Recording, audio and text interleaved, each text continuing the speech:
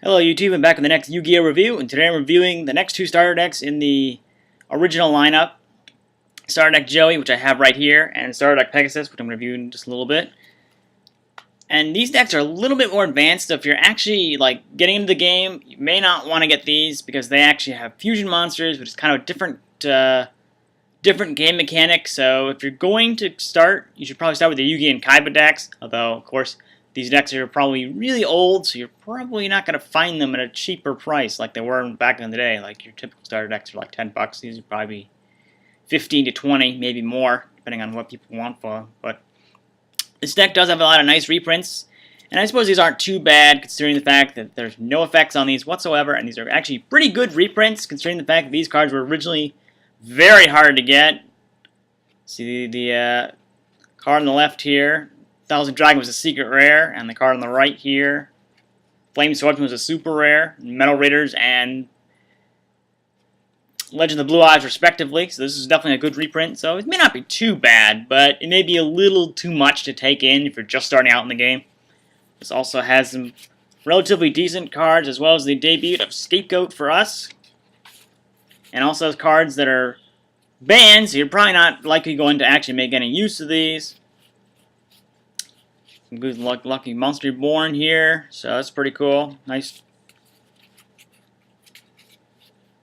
So it's not a bad card. It's not a bad deck, especially got a couple beat sticks like Harpy's Brother, which has actually been renamed Sky Scout in more recent prints. Let's see what else we got in here. Obviously, it's based off of Joey's deck. It's from Duelist Kingdom. He's also got his Red Eyes, lovely Red Eyes, which he would get much later, incidentally. He wouldn't get it until after defeating Rex Raptor in the series. And yeah, it's ultra rare, but you could have also probably gotten it at the tins before that point, because that's a guaranteed way to get Red Eyes. I wouldn't recommend getting Red Eyes. I don't think Red Eyes is particularly that good. Yeah, it's got a couple of uses, but let's face it, it's a janky normal monster. It's kind of outclassed already by even the likes of Amphibian Beast, which is the level 6 version of Red Eyes. Same stats and everything. It's a water monster too, so it's also got some of those iconic monsters. Here's Gearfree the Iron Knight in here. So this is definitely a deck worthwhile getting. You can probably just put the fusion monsters aside until you're ready. So I'd say this is definitely a worthwhile deck to get, even if it's just your fan of the show. This is a good way to duel. You can get one for if you get a little brother or sister and they're into the game, or want to learn the game, get them into the game this way. It's probably a good way to do it. So get them at least started and learn from the show. So that's pretty cool. It's also got some nice high defensive monsters. So this is not total junk, unlike some of the cards in Yugi and Kaiba decks, which had basically nothing. They were pretty crummy. The monsters were even 1,000 attack points and 500 defense points. They were normal monsters. They were probably the worst of the list. So you had a lot harder time probably getting these out, getting their high-powered monsters out than you do here. So that's Joey. I'm going to go to Pegasus next, which of course you may have guessed is based on Pegasus' deck, Duelist Kingdom, although technically he also won GX, but I think that one changed pretty dramatically. It's also, I think, the first official print of Graceful Charity. That's why it's super rare here. I don't know if you can see it all that well. There's a little bit of, there's a super rare card. You wouldn't get that later until Dark Legends. The Dark Legends special set. That's the next place you would have gotten as a super.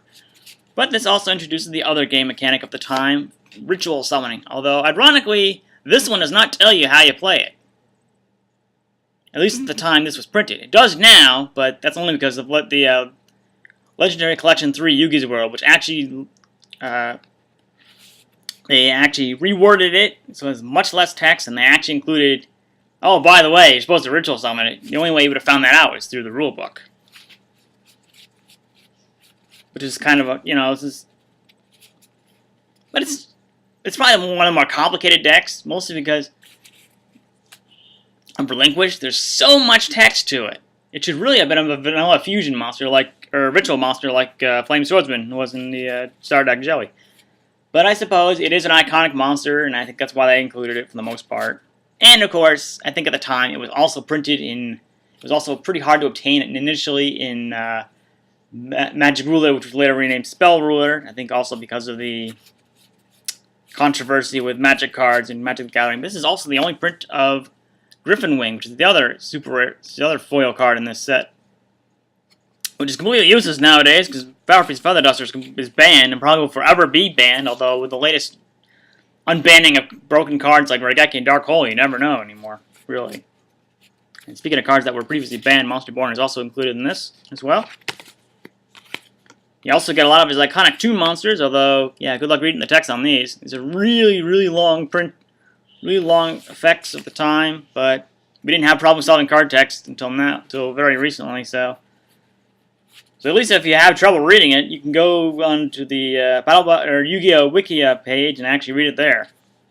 And yes, I can guarantee that's accurate in case you're a little sketchy on Wiki.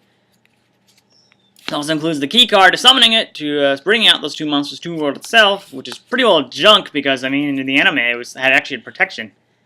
I think it was even a super when it first came out, and I think it was Magic Ruler or Metal Raiders, one of those sets. Although it also includes lots of other cards. I mean, Witch the Black Forest is in here. Has not been unbanned, to my knowledge. And probably won't be until it gets an Errata as well, like Sangan got. It's got some pretty decent cards in here, too. You got Magic Jammer in here, so that's pretty cool. Which isn't a bad card. Also, of course, like any starter deck, it's going to have some junk cards in here.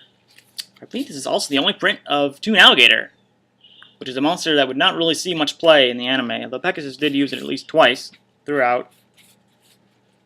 And yeah, here's a Dark Hole as well. I think they're in both decks, so this is definitely a little bit more advanced on top of the Flame Swordsman deck, so I'd probably hold off on it unless you're itching for an extra challenge. But definitely, these are both nostalgic decks. I would get them if you're a fan of the show. Well, good luck at them getting them nowadays, of course. As I said with the Joey deck, these are probably going to be a little more expensive than they were back in the day. There's some pretty relatively decent cards. I mean, here's also Man-Eater Bug. It's in both of them. Obviously, been a little outclassed since then with Old Vindictive Magician, which is basically Man-Eater Bug, but only for the opponent's side of the field. So there's no risk of losing one of your own monsters from it. It's okay. I mean, you know, a lot of the monsters in here are from Pegasus' actual deck, one way or another, although not all of them. Of course, some of them are going to be horrible because of how they were actually given their effects in the show. Because remember, Jigen Bakudan is in this as well. There's Jigen Bakudan right here, and I did get printed in Magic Ruler or Spell Ruler. It's pretty crummy nowadays. It forces you to attribute all your monsters. It's pretty crummy. No one actually uses that card, and that card is never going to be banned. It's never going to actually see any play either. But yeah, both these decks, I would definitely say give them a shot if you're a fan of the show. If you're learning how to play the game, you may want to get the starter decks, Yugi and Kaiba. Although, because they don't have any extra mechanics, so at least it'll get you started, and then when you're ready, you can expand to Fusion and Ritual. The other game mechanics like Synchro, Xyz, and Pendulum you'll get later, much later. I don't even have any of the starter decks that include them, so you won't be seeing me reviewing them. But that information, I think I can kind of get into detail maybe a little bit when I review the individual cards. So yeah, that's my review on the Starter Deck Joey and Pegasus decks. Thanks for watching.